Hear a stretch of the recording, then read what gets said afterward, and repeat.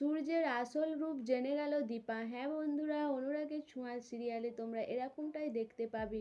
সূর্যের করা অন্যায় মেনে নিতে পারে না সোনা। সে অসুস্থ হয়ে পড়ে। সে ঘুমের ঘোরে বলতে থাকে, বাবা তুমি এটা কেন করলে, তুমি কেন এরকম অন্যায় করলে, আমি কিছুতেই ক্ষমা করব না, তুমি মায়ের সঙ্গে কেন এটা করলে। দীপা তার মেয়ের অসুস্থতার কারণে তার কাছে গিয়ে বসে, আর দীপা তার মেয়ের মুখ থেকে এইসব কথাগুলো শুনতে পায়।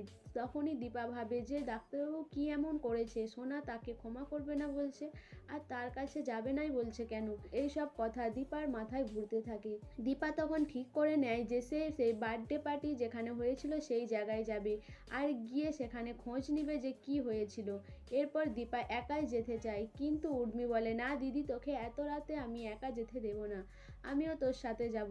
তখন দীপার বাবাও বলে, দীপা আমিও তোর সাথে যাব, চল। কিন্তু জয় বলে, না কাকেও যেতে হবে না, আমি যাচ্ছি বৌদিদির সাথে। কিন্তু দীপা মনে মনে ভাবে, জয় তার দাদাকে রাগী জানলেও তার দাদা যে কারো ক্ষতি করতে পারে এটা যদি জানতে পারে তাহলে জয় সহ্য করতে পারবে না। তাই আমাকে ভাইকে নিয়ে গেলে হবে না, আমাকে একাই যেতে হবে।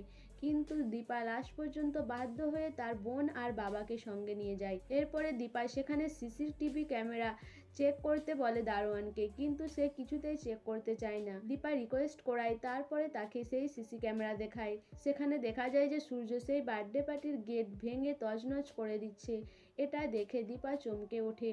দীপা বলে, ডাক্তারবাবু লাস্ট পর্যন্ত এতটা নিচে নামতে পারলো, আমি তো এই ডাক্তারবাবুকে চিনি না। তখন উর্মি আর উর্মির বাবা বলে, আমরা এই সূর্যকে তো চিনতেই পারছি না, সূর্য এতটা নিচে নামতে পারে।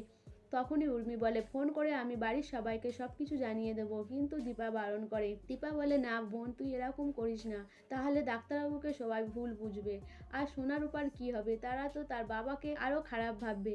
দীপার এইসব কথা শুনে উর্মি কাকেও কিছু বলে না। এদিকে তার পরের দিনই সূর্যকে 5 লক্ষ টাকা দেওয়ার দিন, কিন্তু দীপার ডান্স কম্পিটিশানে দুজন ফার্স্ট হওয়ায় সেখান থেকে 1.5 লক্ষ টাকা পায়। এদিকে বার্থডে পার্টির গেট সাজানোর জন্য পায় 1 লক্ষ টাকা, মোট হয় 2.5 লক্ষ টাকা। কিন্তু দীপার কাছে কিছু টাকা থাকা সত্ত্বে তারপরে দীপা 5 লক্ষ টাকা সূর্যকে ফেরত দিতে যায়।